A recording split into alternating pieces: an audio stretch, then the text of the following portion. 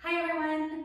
I wanted to come on today to share with you a little bit about my favorite piece of equipment, the Pilates Chair, or the Wanda Chair as it was originally called. It's my favorite piece of equipment for two reasons. Number one, it's kind of a very small surface area, and everything you do everywhere else on the Reformer, on the Cadillac, you can do some version of here, and you're kind of extra challenged because the surface area is so little and you have to be kind of extra self-aware. The other reason I really love it is that it's definitely possible to do at home.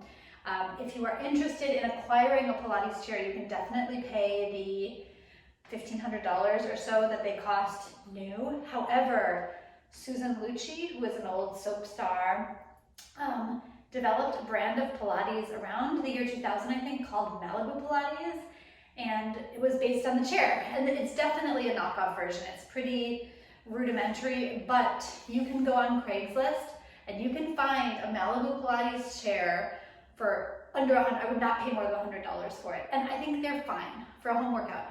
So if this looks appealing to you, give it a try. So we'll start on the chair with footwork. So you're making sure that you're sitting right in the center. I'm making sure that the springs are between my legs. I'm bringing my legs all the way together just because I'm gonna try to go prop free today so that this is something you can do by yourself.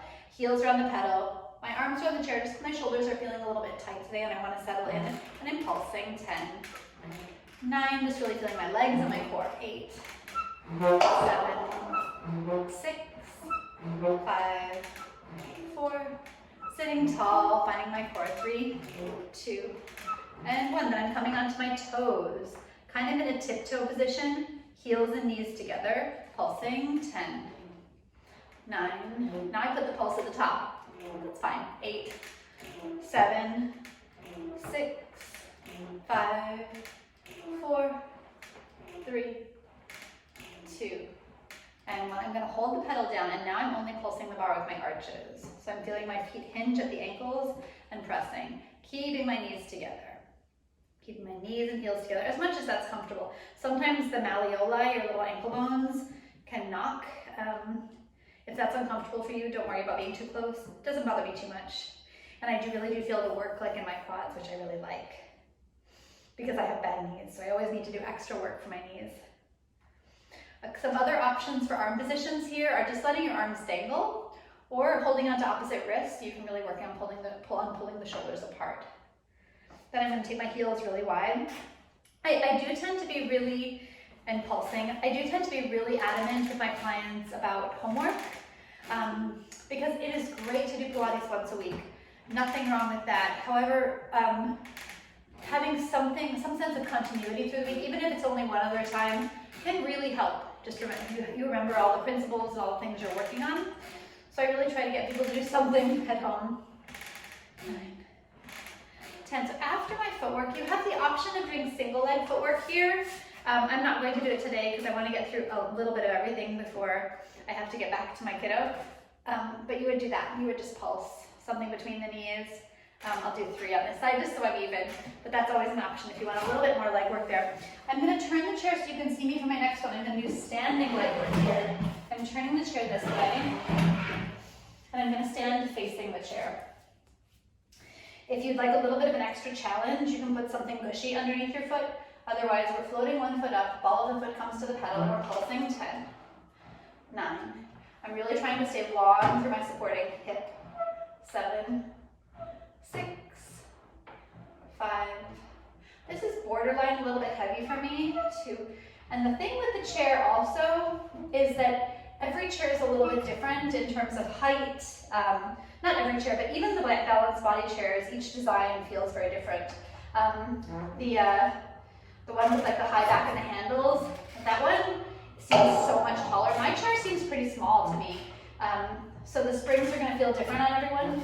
So I'll tell you this is 2 medium springs, but every chair is going to feel different. So see what feels kind of medium challenging for you, but kind of the lighter you go, the more work is in your core. So stay on the lighter side. And we're going to stay down on 10 and bring 2 hands onto the seat. Round the spine like the cat and shift the weight forward to lift the pedal up. The first few times that can be hard,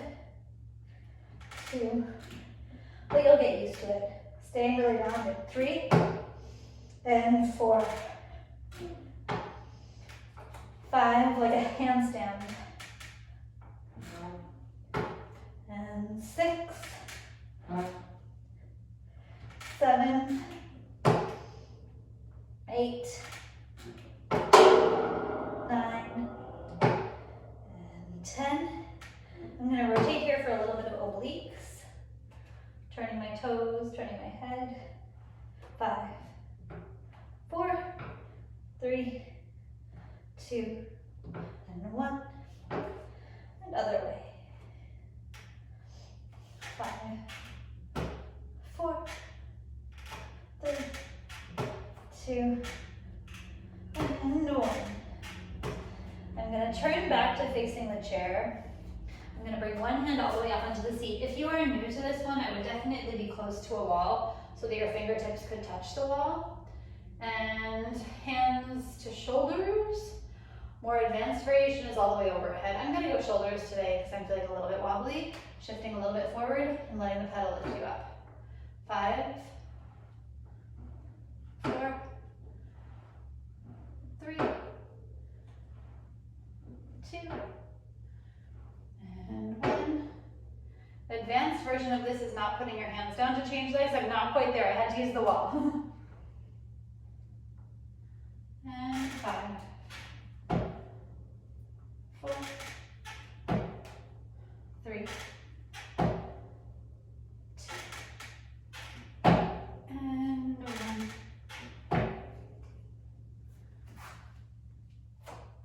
Next, I'm coming into a plank on the chair. I'm going to go a little bit lighter here, just because you don't, it's because the effort is going to be the opposite of a traditional plank, whereas you wouldn't have something helping you up. You would have gravity bearing down on you. Here, the pedal's helping you up. So going too heavy isn't particularly helpful.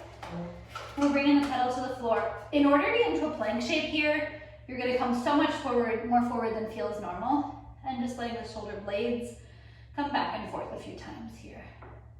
3, 4, 5, and then bending at the elbows. 1,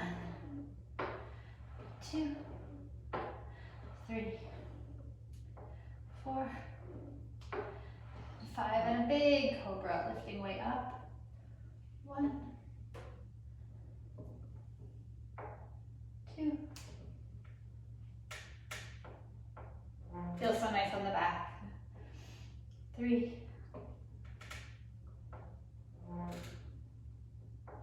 4, and 5. And I'm coming into a side plank right here.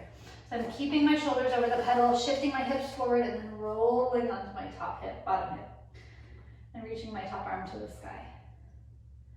And letting the pedal lift me and lowering.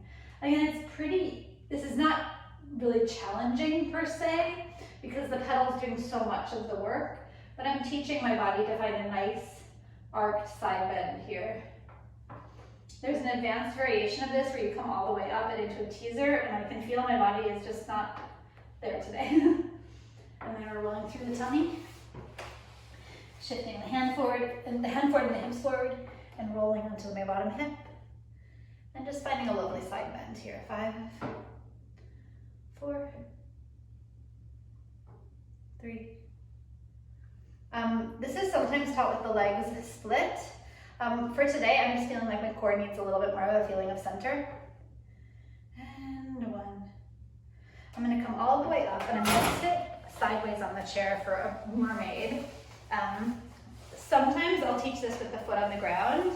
It's a better stretch, but again, I'm kind of just wanting more core today. And we're coming up and over, hand behind the head and pulsing. 5, 4. Similar to the previous one, but the spring, I'm working the spring in the opposite direction. Now I'm pushing it down instead of it pushing me up. 2, and 1, and other side. And 5, 4. I feel like for me today, all of these springs have felt a little bit too heavy. So if I would go back and do this again, I would put everything on the light. That means that you're going to start out feeling like things are a little bit easier in the beginning. But things don't need to be heavy for footwork in order order for you to feel them in the right place. I'm gonna finish up with some triceps here. I'm bringing the pedal all the way down, and then I'm gonna sit in front of the pedal. So there's a lot of load on this pedal here. I needed my butt to get it down. And I'm bending at the elbows for a tricep press and a lovely big shoulder stretch.